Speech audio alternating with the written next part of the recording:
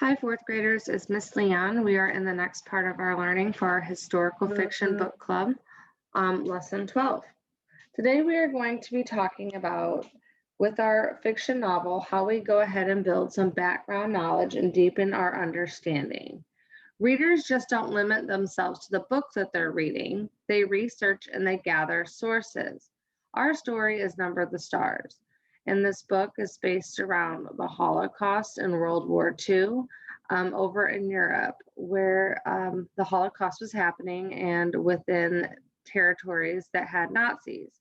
So what you could be doing is you could look at other texts to find out some more information about what was happening during that time period to get a broader idea of the details, more so than just in our book, Number the Stars. You could know more by supporting your reading with nonfiction by looking at some maps, articles in newspapers, or even timelines. If you notice over in the map, you'll see where Denmark is and Copenhagen and where that is in relation to Sweden and also into Germany, where the Nazis have originated from. In the newspaper article, it says Germans occupied Denmark, attack Oslo, Norway, then joins war against Hitler. Capital is reported bombed from air. And then you see all the different timelines of what happened during that time period in regard to the Holocaust. So that could help you really deepen your understanding and connect back to the story to kind of build onto that perspective of Anne Marie and others within the world at that time. So based on our last reading, there were some details that left me a bit confused. Why would the soldier's dog sniff and growl at the lunch basket that Anne Marie is carrying? Suddenly, they're sniffing at that special handkerchief Anne Marie's mother insisted on putting at that basket. Remember, it was at the bottom. In the book, it said the dogs lunged, sniffed at it eagerly, then subsided, disappointed again. This part makes me think, what's going on with that handkerchief? What made these guard dogs growl like that? So I'm thinking that there could be more to this. So what I could do is I could go to the web and do some research on, what would make the Nazis' dogs just, pull away from certain things and become uninterested in it. What I found is that there's an article about how the Danes fooled the Nazis and their dogs.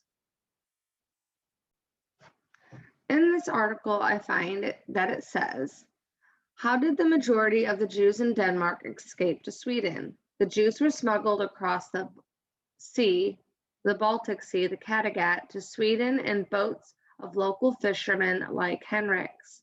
Some fishermen had built secret compartments in their boats to conceal people. These boats often stopped in mid-sea and boarded by Nazi troops searching for Jews. One of their instruments was specifically trained police dogs. To counter this, scientists in Sweden and Denmark created a mixture of dried rabbit's blood and cocaine and laced handkerchiefs with the mixture. These were then distributed to the fishermen. When a dog smelled the rabbit's blood, it would sniff the handkerchief. Exposure to the cocaine would now temporarily destroy the dog's sense of smell. This is how the Rosens were able to escape. All right, tomorrow we find out other things they have not told Anne Marie. The picture below is an actual boat used by the Danish resistance to help Jews escape across the Baltic Sea. And you see some of these examples of boats. This is an example of that fishing boat that Uncle Henrik might use. And there is a real life depiction of a fisherman next to that boat. Within our reading, we read this part of the book as well. It says, in the weeks following the Jewish New Year, almost the entire population of Denmark, the Jewish population of Denmark, nearly 7,000 people, was smuggled across the sea to Sweden. After the Nazis began to use police dogs to sniff out hidden passengers on fishing boats, Swedish scientists worked swiftly to prevent such detection. So that is showing me that a lot of these Jewish people were able to be smuggled out with the help of the Danish resistance and these special handkerchiefs. So this must mean, or this must show us why it was so important for Uncle Henrik to receive this package from Peter. We didn't know that initially, but now we do.